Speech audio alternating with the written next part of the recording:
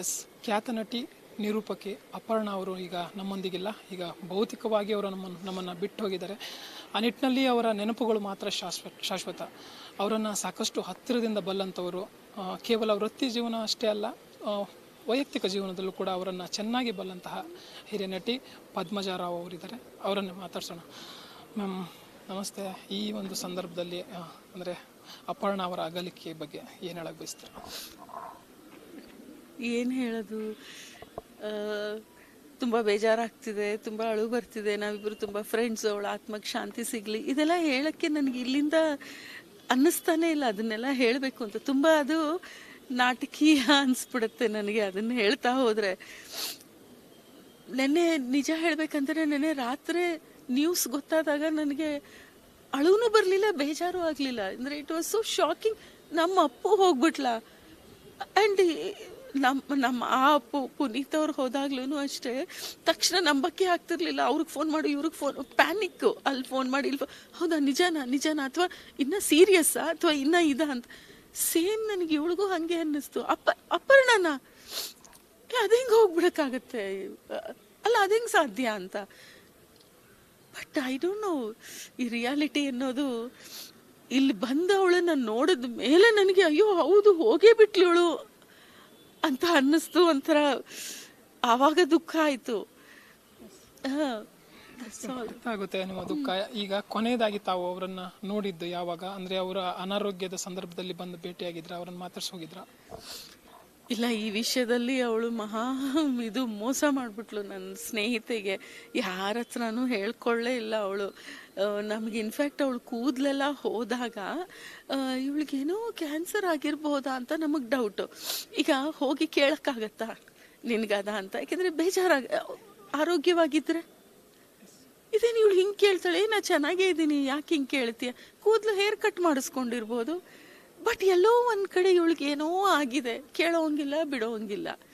ಆಮೇಲೆ ಬೇರೆ ನಮ್ಮ ಕಾಮನ್ ಫ್ರೆಂಡ್ಸ್ ಹತ್ರ ಕೇಳಿದ್ರೆ ಯಾರೂ ಹೇಳ್ತಾನೂ ಇರಲಿಲ್ಲ, ಯಾರಿಗೂ ಇವಳು ಹೇಳ್ಕೊಂಡಿರ್ಲಿಲ್ಲ. ಸೊ ಈಗ ಅನ್ಸತ್ತೆ ಎಷ್ಟು ದೊಡ್ಡ ಗುಣ ಅವಳದು ಅಂದರೆ ನಮಗೆ ಸಿಟ್ಟು ಬಂದಿರ್ಬೋದು, ಇವ್ ನನ್ನ ಹತ್ರ ಹೇಳಲಿಲ್ಲ, ನಾನೇನು ಕ್ಲೋಸ್ ಅಲ್ವಾ ಅಂತ. ಬಟ್ ಇವತ್ತು ಅನ್ಸತ್ತೆ ಏನು ಹೇಳ್ಕೊಂಡಿದ್ದಿದ್ರೆ ನಾನು ಬಂದು ಸಾಲ್ವ್ ಮಾಡ್ತಿದ್ನ, ಅಥವಾ ಅವಳದನ್ನ ಇದು ನನಗೆ ಹೇಳ್ದ್ಯಾ ನಡಿ ಇನ್ನಂದೆ.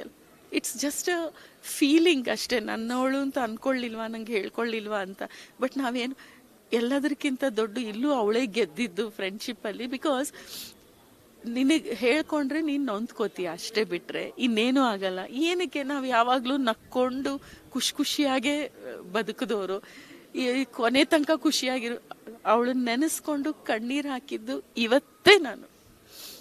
ಎಸ್ ಮ್ಯಾಮ್, ಇನ್ನು ನಟಿ ಅಪರ್ಣಾ ಅವರು ನಿರೂಪಕಿಯಾಗಿ ಕೂಡ, ಅದಕ್ಕಿಂತ ಹೆಚ್ಚಾಗಿ ಈ ಒಂದು ಸಂದರ್ಭದಲ್ಲಿ ಮಹಾ ಗಟ್ಟಿಗಿತ್ತಿಯಾಗಿ, ಅಂದರೆ ಈ ಒಂದು ಸಿಚುವೇಶನನ್ನು 2 ವರ್ಷಗಳ ಕಾಲ, ಅಂದರೆ ಅವ್ರಿಗೆ ಮೊದಲೇ ತಿಳಿದಿತ್ತು ಈ ರೀತಿ ಆಗುತ್ತೆ ಅನ್ನುವಂಥದ್ದು. ಸೊ 2 ವರ್ಷಗಳ ಟೈಮನ್ನು ಏನು ಡಾಕ್ಟರ್ ಕೊಟ್ಟಿರ್ತಾರೆ, ಆ ಸಂದರ್ಭದಲ್ಲೂ ಕೂಡ ಅವರು ಎದೆಗುಂದದೆ ಎಷ್ಟರ ಸಮಯ ಅವ್ರಿಗೆ ಹೊರಗಡೆ, ಅಂದರೆ ವೃತ್ತಿ ಜೀವನದಲ್ಲಿ ತಮ್ಮ ಜೀವನವನ್ನು ಮುಡುಪಾಗಿ ಇಡ್ಬೋದು ಅಷ್ಟರ ಮಟ್ಟಿಗೆ ಇದ್ದರು. ಬಟ್ ಆ ನಂತರದಲ್ಲಿ ಸೈಡ್ ಲೈನ್ ಆದರು.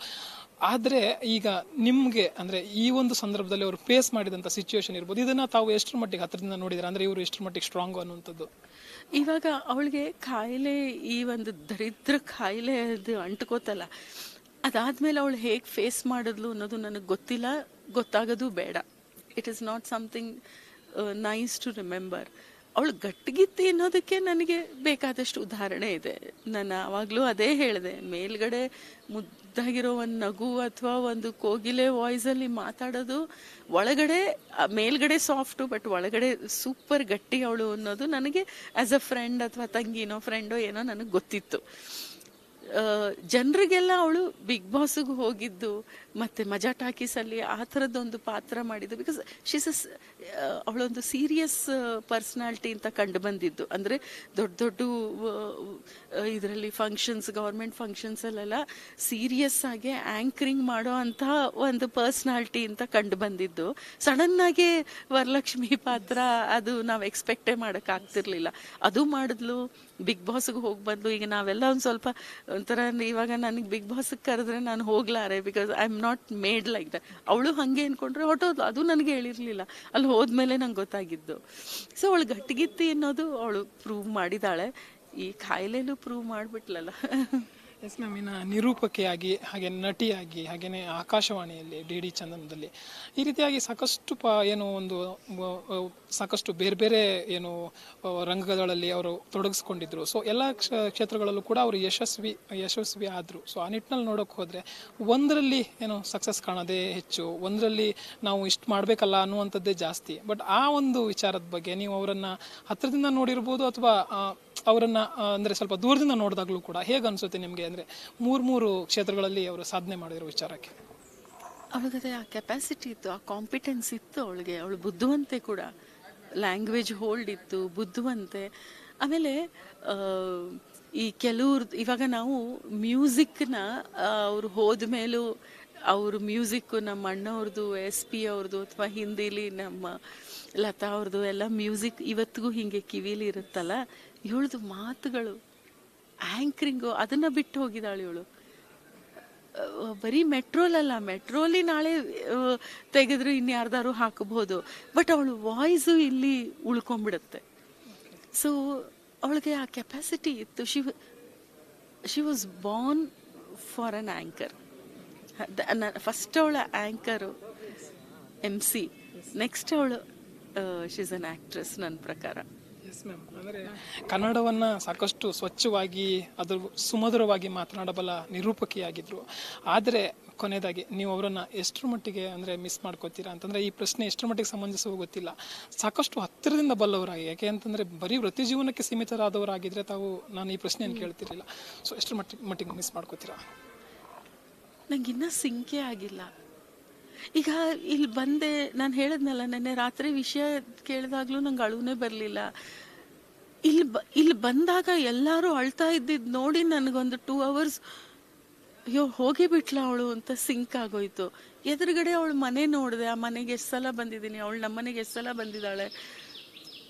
ಇದು ನನಗೇನು ಅನ್ಸುತ್ತೆ ಅಂದರೆ, ಈ ನೋವು ನನ್ನಲ್ಲಿ ತುಂಬ ವರ್ಷ ಇರುತ್ತೆ ಅನ್ಸುತ್ತೆ. ಯಾಕೆಂದರೆ ಇನ್ನೂ ಸಿಂಕ್ ಆಗಿಲ್ಲ, ಆದಮೇಲೆ ಹೆಂಗಾಗತ್ತೆ ಗೊತ್ತಿಲ್ಲ. ಒಂದೇ ಖುಷಿ ನನಗೇನಪ್ಪ ಅಂದರೆ, ನನ್ನ ಅವಳ ಸಂಬಂಧದಲ್ಲಿ ನನಗೆ ಒಳ್ಳೊಳ್ಳೆ ನೆನಪುಗಳೇ ಇರೋದು. ತುಂಬ ಹೊಟ್ಟೆ ಹಿಡ್ಕೊಂಡು ಹುಚ್ಚು ಜೋಕ್ಸ್ಗೆ ನೆಲದ ಮೇಲೆ ಒದ್ದಾಡಿ ನಕ್ಕಿರೋದು, ಚೆನ್ನಾಗೆ ಅದು ತಿನ್ನೋದು, ಇದು ತಿನ್ನೋದು, ಪಾನಿಪುರಿ ಅದು ಇದು ಬೇಡದೇ ಇರೋದೆಲ್ಲ ತಿನ್ನೋದು, ಎಂಜಾಯ್ ಮಾಡೋದು. ಇದೇ ನೆನಪುಗಳು ನನಗೆ ಜಾಸ್ತಿ ಇದೆ. ಹೋಪ್ ಅದೇ ಉಳಿಲಿಲ್ಪ ನನಗೂ ಅವಳಿಗೂ. I'll miss her, of course I'll miss her. Yes ma'am, thank you so much. ಹಾಗೇನೆ ಅವರ ನೆನಪು ನಿಮ್ಮ ಜೊತೆ ಹಾಗೇನೆ ಇರಲಿ ಸದಾ. Thank you. ಎಸ್ ವೀಕ್ಷಕರು, ಇದಿಷ್ಟು ಹಿರಿಯ ನಟಿ ಹಾಗೇನೆ ಕಿರುತೆರೆಯ ನಿರ್ದೇಶಕಿಯಾದಂತಹ ಪದ್ಮಜಾ ರಾವ್ ಅವರ ಮಾತು. ಅವರ ಜೊತೆಗಿನ ಸಾಕಷ್ಟು ನೆನಪುಗಳನ್ನು ಅವರು ಮೆಲುಕು ಹಾಕಿದ್ರು. ಹಾಗೇನೆ ಅವರು ಕೇವಲ ಅಂದರೆ ನಟಿಯಾಗಿ ಅಲ್ಲ, ನಿರೂಪಕಿಯಾಗಿ ಅಲ್ಲ, ಹಾಗೇನೆ ಒಬ್ಬರು ಅದ್ಭುತವಾದಂತಹ ವ್ಯಕ್ತಿತ್ವ ಉಳ್ಳಂಥವರು ಅನ್ನುವಂಥದ್ದು ಅವರ ಮಾತಿನ ಸಾರಾಂಶವಾಗಿತ್ತು.